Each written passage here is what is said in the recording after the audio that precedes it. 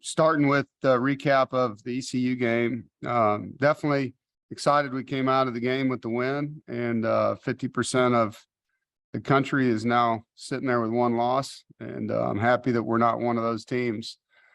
You know, in a lot of ways, it didn't feel like a win, obviously because of our second half performance.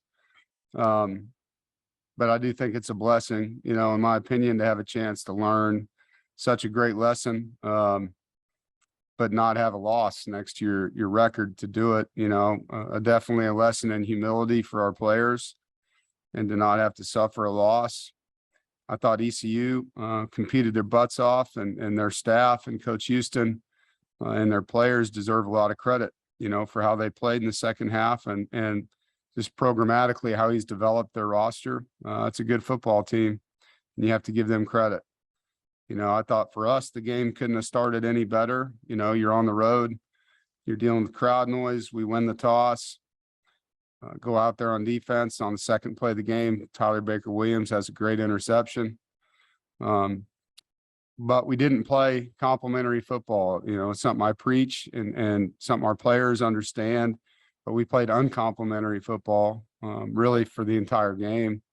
What I mean by that is, you know, every time we swung momentum in our favor, we had 2 takeaways on defense. We got 0 points after the takeaways with the 2 interceptions by Shy and Shy Battle and Tyler Baker-Williams. We had a 4th down stop, which led to no points. We had a special teams punt return by Thayer that got across the 50 and led to no points.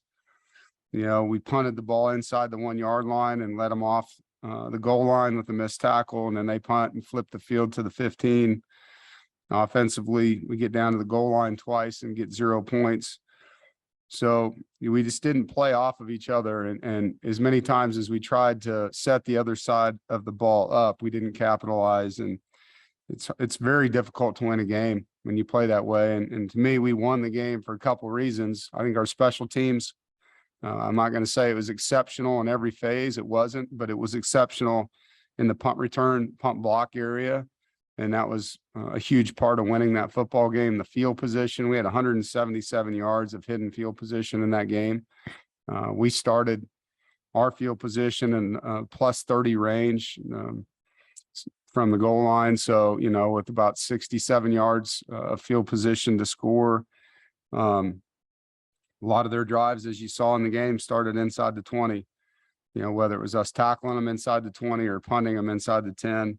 And so the field position was a factor in the game, and major factor. You know, I think the goal line stand was probably, or the goal line series is back to back were the most frustrating things to me. Felt like we had 2 plays called that would have scored, and the ball was stopped by the official on both of them, which was kind of weird in its own right, with neither of them being a penalty. So we had to run 9 plays. But it was really 7 plays. And, you know, for those of you guys that know football, you really don't have that many, you know, you get that many people down there that close to the line of scrimmage. So that's an area that we got to grow and learn from and be better. Bright side is we won that football game, and a lot of things happened that were positive. You know, and I can tell you this, I've been on the other side of that. And when we played South Carolina in one of our openers, we had 500 yards to their 250 yards and felt like we killed them and lost the game. Lost at Clemson on the missed field goal, where we forced 5 turnovers in the game and felt like we, you know, manhandled them on the field and lost the game. And it's a bad feeling, and I've been there. So to be on the other side of that, I'm not going to apologize for winning a game on the road. There's no such thing as an ugly win. Nobody discredits you for winning a football game at the end of the season in any form or fashion. And I will say that ECU is a really good program. I think those guys are going to be an exceptional team this year in their league. And I think it's a great experience that will help our team and our staff. You know, playing from the ranked position, playing from the favored position, something that's new to our guys, something that they're going to have to learn to embrace and be better. Understanding we've been the team that's kind of, hey, we got nothing to lose. Nobody thinks we can win, all that. Now it's the other way around, and you do get your opponent's best shot each week. And so I think that was a very valuable lesson. It's nothing that we hadn't already discussed and talked about, but as you guys know, Some of you are parents. Sometimes things just have to happen to younger people for them to believe what you're saying. And in this case, that was what it was. You know, offensively, just breaking down the game, the positives, you know, our offensive line protected well. We had 0 sacks given up. We performed well on 3rd and long, which is not easy to do against a defense like that. I thought our tailbacks ran hard and protected well. Obviously, like to not turn the ball over with Jordan's fumble, but Demi Sumo, you know, for his first game really showed. You've heard me talk a lot about him, showed why we're excited about him and his future. He's a hard guy to tackle. He's tough. Both him and Jordan, I thought, ran hard and had, between the two of them, had over 70 yards after contact gained. I love the end of half. First half drive, went down and scored with Thayer. You know, a lot of guys played for the first time, really significant time on offense with Demi Sumo, Cedric Seaborough, Cam Walker, Daryl Jones, first time for us, Julian Gray, Jalen Coyd on special teams, Keon Lassane, and that film is going to be so valuable for them, getting out there and playing. And I thought Daryl Jones really did some good things. It's good to see him out there. He's a very complete player. Yeah, I think Thayer had one of his, another just kind of ho-hum game maybe for people out there, but I thought he played exceptionally well. He's worked hard on becoming a blocker as well as a route runner, a catcher, returner, and he's improved so much in that area. I thought Tim McKay on the offensive line shined some physical things, you know, led us in pancakes and in the game. It was good to see. There's good rotation going on between him and Spees at tackle, and Derek Eason also came in and provided some good depth and played well at right guard. With Trent Penix's injury, it's a non-surgical injury. He will be out, you know, 4 to 6 weeks. He'll be back this season. You know, it just depends on the healing process, but I'm not going to get into the details of what it is. But it is good news that he's not out for the season and he will be back with us, and it's non-surgical. So thankful for that. You know, the negatives on offense, you know, we had 5 penalties, 4 of them were pre-snap preventable penalties. I thought we started slow, you know, very disappointed that we didn't take advantage of the first interception of the game and the first drive of the second half. I think we wasted 2 opportunities to build the scoreboard a little bit there, not to mention the 2 goal line drives. I think we're better at finishing blocks than we were in that game on the perimeter. We need to do a better job. We're getting bodies on bodies, but not finishing, you know, and I think Devin Leary did some really good things at times and enforced some things that he didn't need to, and just needs to get back to taking what the defense gives him and letting his guys make plays for him. You know, on defense, you know, very positive to get 2 interceptions. Thought we responded well twice. You know, we had 3 what we call sudden changes, where the other team's coming on the field with some momentum due to a turnover or special teams play, and twice we forced punts out of those 3. Really liked the way Savion and Davin Van played. I thought they were physical. Thought they knocked the line of scrimmage back and made it hard to run the football. CJ Clark being back out there is a positive. You know, that game's going to build a lot of confidence for him. You know, we had 4 3-and-outs. We had no pre-snap penalties on defense, and we worked hard. They were a big hard count team.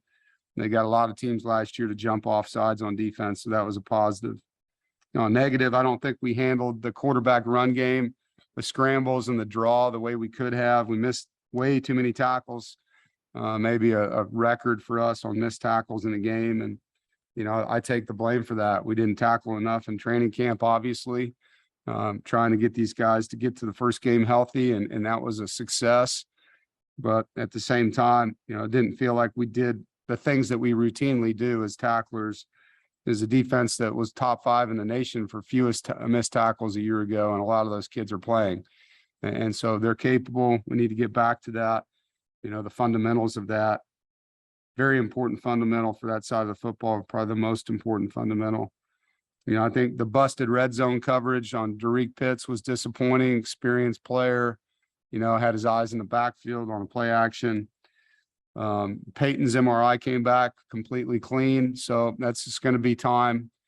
He's sore, but there's nothing that's, you know, damaged as far as the shoulder goes, other than, you know, he's sore. He hadn't played football in over a year that way, and So he's going to need to give him a chance, and it's a day-to-day recovery. I won't know more than that until time is really the biggest thing. But the positive is it's not a season ending. It's not a surgical type repair. He just needs time to kind of rest up on it a little bit. On special teams, the bright spot of the game to me was the punt return, punt block unit. Josiah Provolone getting out there and blocking a punt that Sean Brown scores on was a huge play. Awesome play by him. Good design by Coach Goebel. We've now scored a touchdown on special teams in 5 straight games, which is remarkable. And Todd Goebel has done an incredible job with these units and getting these guys to play that way. It was the first time on the field returning kicks for Julian Gray, and we're excited about what he can do. I think he'll play better. It'll start slowing down for him. I thought, he handled the ball well back there. He made good decisions. Thayer had a great punt return. The blocking was really good. There was opportunities to clip guys, and guys made good decisions. His first game with Shane McDonough, I thought he held very well. His punts were, good, not great. I think his hang time can get better. He knows that. But his pin punt was exceptional in the game, and I thought he got better as the game went on. And our coverage will only improve as our hang time does. And, it's great to have Joe Shimko and Chris Dunn in the way they are.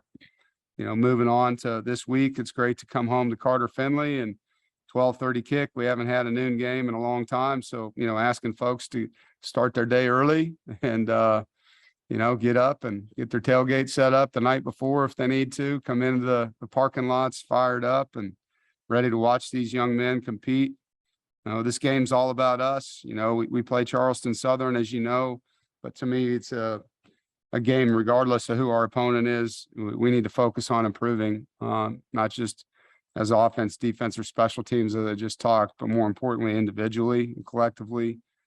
There's no way to get better that I know of than actually playing a game and having video to watch yourself as a player, your resume as your film as a player, and having that opportunity now to study what you did and know that your opponents are studying what you did and doing everything you can to take your mistakes off of film and improve on the things that you want to improve on. It's going to be a great week. I can't wait to get on the field and help these guys, work with our coaches and give the kids the best chance they can to go play a better football game for 4 quarters. I know Charleston Southern will come in here with nothing to lose and give us a great game and play hard, and look forward to getting our team better and moving forward with another opportunity to grow and learn. And it's a long season. As you saw in the first week of college football, a lot of crazy stuff happening. Every game seems like drama, and last night's game with Florida State and LSU is no different. Incredible football games happening. The highs and lows and the road that goes, it's a million things happen in a short period of time, and it's awesome to be on this journey with this team and this staff. So look forward to the next step. Questions? Todd Gibson. Dave, your last comment just kind of blew up what I was going to ask you. That first week of the season, I mean, you guys weren't the only ones that had a tough time. Is it just the nature of that first game of the season that can get things going a little bit sideways, possibly? I was thinking about it obviously a lot since the game, and I didn't count the days, but we hadn't played a real football game since UNC, because of the bowl. And so it's been a long time, and some of the guys that were playing are returning from injuries, and they'd been out, 5 months longer than that, some of them. And so obviously there's going to be some growing pains with that much of a break between that game and the last game. I don't know if it's necessarily the first game or what it is. I think for us, it was. For some other teams that, had the opportunity to play a bowl, everyone's teams are a little different, but there's new faces every year, new teams, and you have, for us, a new place in college football, being ranked in the preseason, having expectations, how to handle them, playing a team that has gotten a lot better, that, we hadn't played in a while, hadn't played in an environment like that against them, and they had a lot of things that were positive, about what was happening down there. And I think for our team, if it's a place you play every year, every other year, it's like when we go play in a loud stadium at Florida State or at Clemson, I mean, you're ready for it. And we can talk about it all we want, but like I said earlier, I think that's the youth that you deal with. I mean, the 18 to 22-year-old mind sometimes doesn't see things the way the 50, 60-year-old mind can see things, and they got to experience it, but it was a great experience, and there's lots of positives and lots of negatives, and great opportunity to grow from both. David?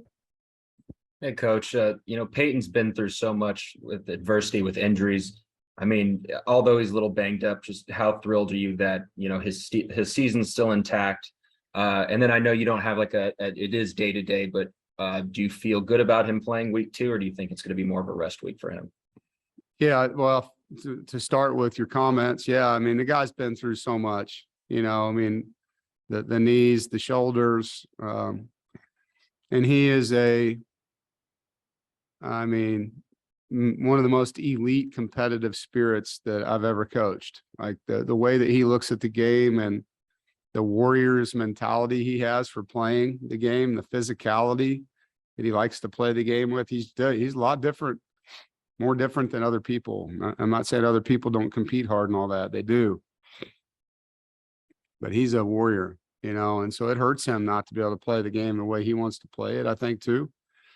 And so as far as when he'll be back, David, I don't know. I'm not going to rush that. I want him to be at peace and ready and feel like he's not worried, and you know what I mean? So we'll let him tell me when he's ready to go, and the doctors and, the trainers. But the good news is it's not a surgical injury. It's not a long-term thing, probably. He was in my office a little bit ago, and he's not in a sling. He's walking around normal, all that kind of good stuff. So makes your heart feel good that way for him. But, we'll just have to be patient and not rush the process. Chip?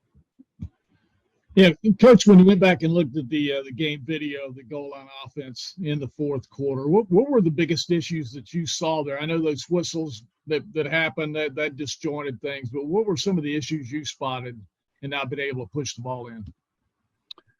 Yeah, there's a lot of issues. I think they put a lot of people at the line of scrimmage. We had to block.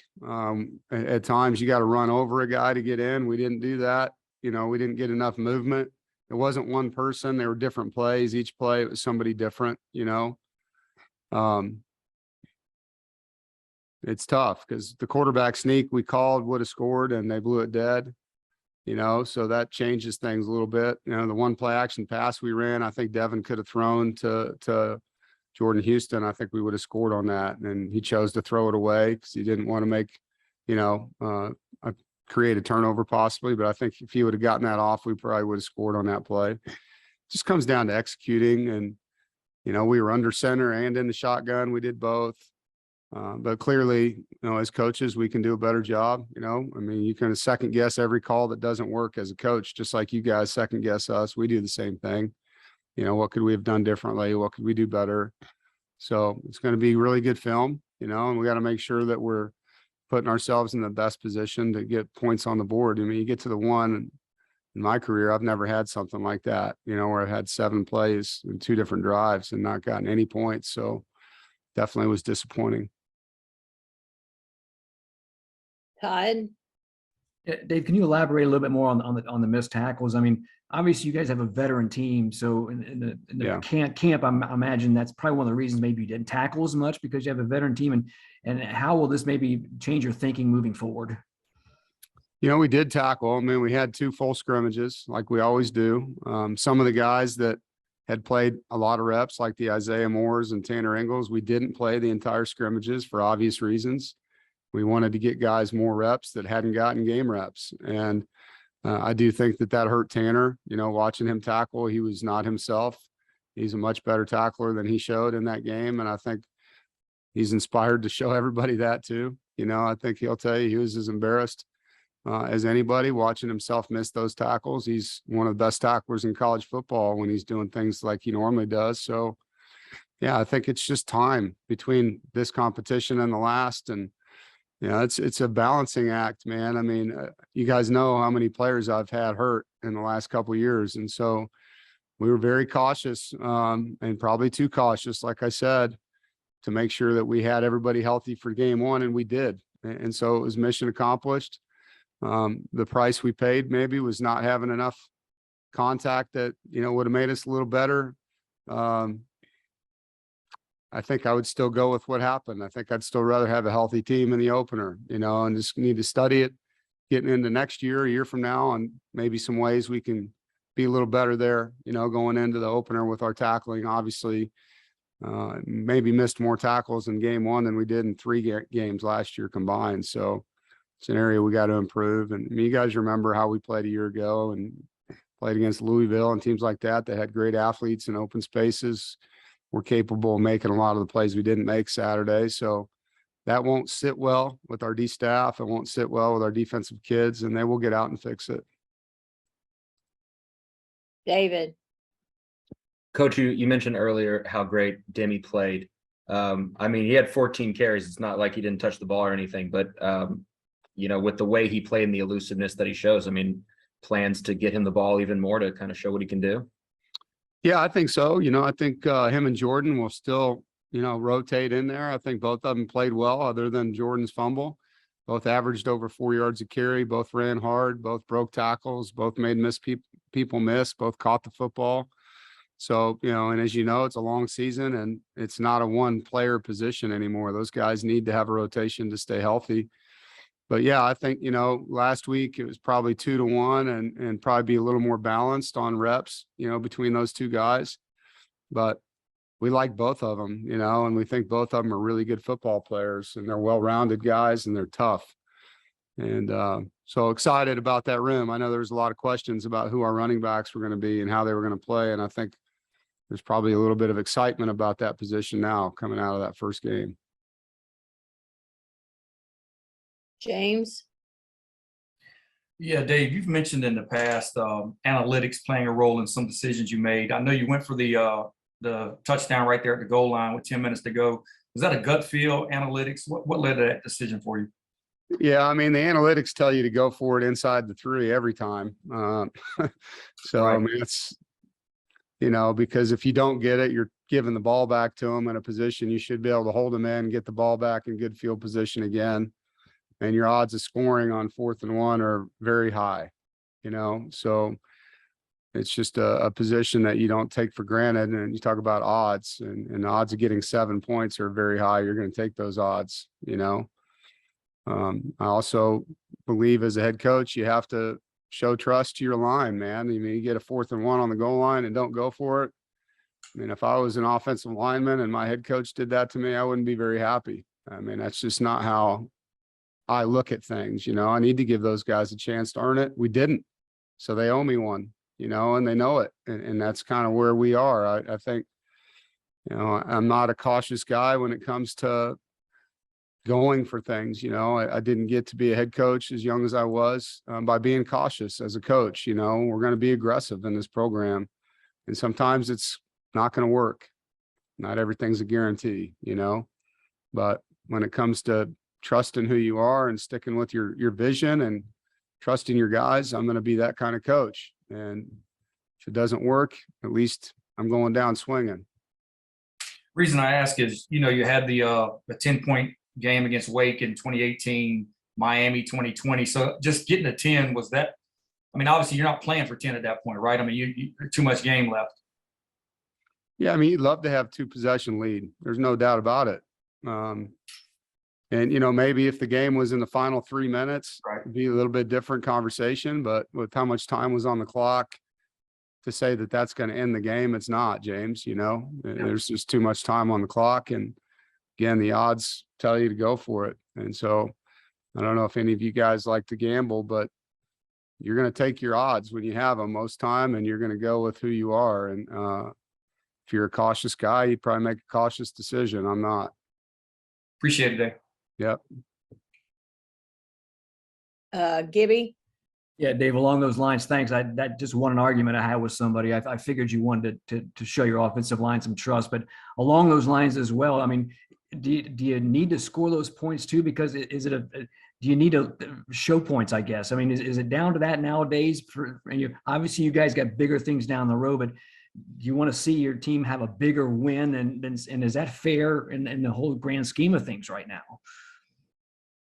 I'm not sure what you mean by Well, that. I mean, just to have a more points scored. I mean, have a bigger win against an opponent, and look how that would look on your resume as you're moving forward. That's the last thing I was thinking about when I'm making a decision in the middle of a game.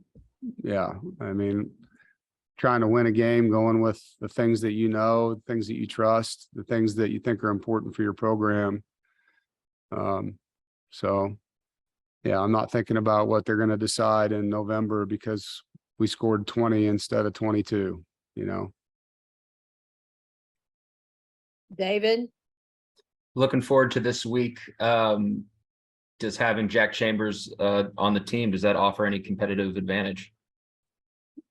Yeah, I could see why you would think that. I'm going to be honest, this week is not about Jack Chambers and his time at that school. It's not about that school because of how we played this week. I don't care if we're playing Clemson or Charleston Southern. This week's about us being the best us we can be. We did not showcase that in week one.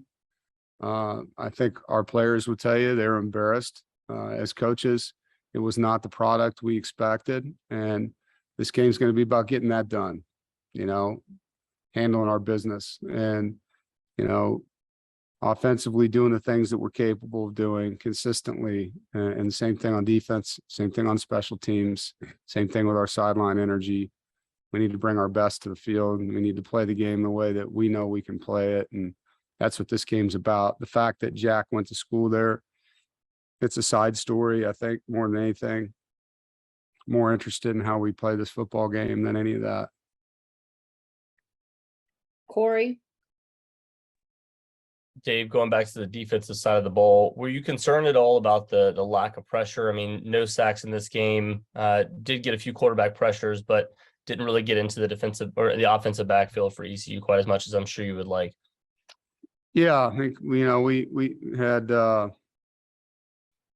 several opportunities maybe. Not sure sacking the quarterback is something that matters as much as forcing him to throw off time and throw incomplete passes and maybe throw more interceptions because he's pressured, getting our hands up and tipping more balls. He did get rid of the ball quickly in that game. He did scramble a lot to get away from guys. We did lose contain twice on blitzes that feel like might have been sacks had we not lost contain. So can we be better? Absolutely. I think our rush lane discipline, the distribution, we call it pass rush cage, but the distribution of who's in which lane needs to be more consistent.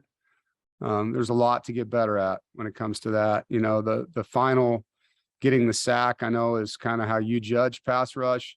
You know, for us, there's a lot of other ways pass rush is important. And I completely agree it can be better. Thanks.